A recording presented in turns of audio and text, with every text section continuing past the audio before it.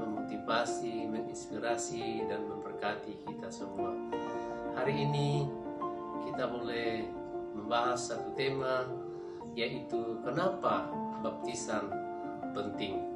Untuk itu, mari kita membaca di dalam Injil Markus pasal 1 ayatnya ke-9 hingga ayatnya yang ke-12.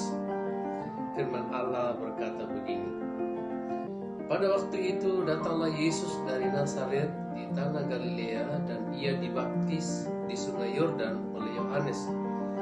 Pada saat ia keluar dari air, ia melihat langit terkoyak dan roh seperti burung merpati turun ke atasnya.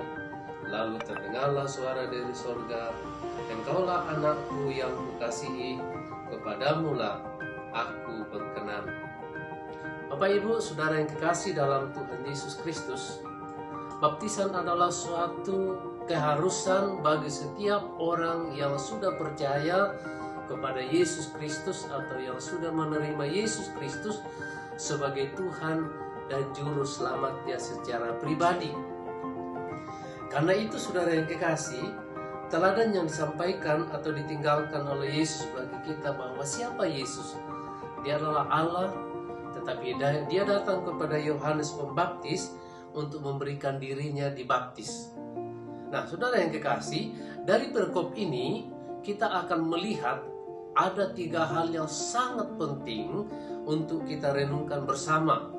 Yang pertama, saudara yang kekasih, Yesus datang kepada Yohanes Pembaptis untuk dibaptis. Alasannya karena saudara-saudara yang kekasih, supaya kata Yesus menggenapi seluruh kehendak Allah Bapa di surga. Jadi baptisan itu adalah sesuatu hal di mana setiap orang yang sudah percaya kepada Yesus Kristus harus menggenapi seluruh kehendak Bapa di surga. Tanpa kita masuk dalam baptisan air, walaupun kita sudah menerima Yesus Kristus, itu artinya kita belum menggenapi seluruh kehendak daripada Allah itu sendiri. Dan yang kedua, saudara yang kekasih, setiap orang yang sudah percaya dan bertobat harus masuk di dalam baptisan air. Artinya, ia menguburkan manusia lama. Dan di dalam Kolose pasal 3 ayat 5 sampai ayatnya ke-6, di situ firman Allah katakan bahwa matikanlah dalam dirimu segala hal-hal yang duniawi atau manusia lama itu. Karena kita tahu bersama saudara yang dikasih bahwa manusia lama itu yang terpelihara di dalam setiap kehidupan kita itu tidak akan mewarisi kerajaan Allah, tidak akan masuk di dalam kerajaan Allah, dan tidak akan bertemu dengan Tuhan Yesus Kristus sebagai Tuhan dan Juru Selamatnya.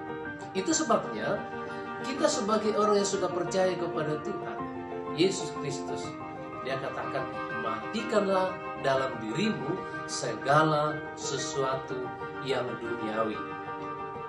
Dan yang ketiga, saudara yang kekasih, menjadi manusia baru artinya sudah mematikan manusia lama dan hidupnya akan menikmati pimpinan daripada Roh Kudus dalam seluruh aspek kehidupannya. Ketika Yesus keluar dari air, saudara yang kekasih, kemudian terdengarlah suara dari sorga, dan kemudian didengar oleh orang-orang di sekitar itu, termasuk Yohanes Pembaptis, mendengar bahwa inilah anakku yang kukasihi, kepadanya lah aku berkenan. Jadi Bapak Ibu Saudara yang kekasih, setiap kehidupan kita anak-anak Tuhan yang sudah masuk di dalam baptisan air artinya mematikan manusia lama kita, dan ketika kita keluar dari air, maka saudara dan saya siap untuk dipimpin oleh kekuatan kuat kuasa Roh Kudus.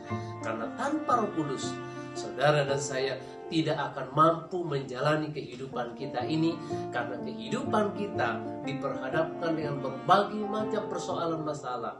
Dan kita percaya Roh Kudus itulah yang akan menuntun, menolong, dan menguatkan kita semua. Kiranya Tuhan Yesus memberkati kita semua. Haleluya. Amin.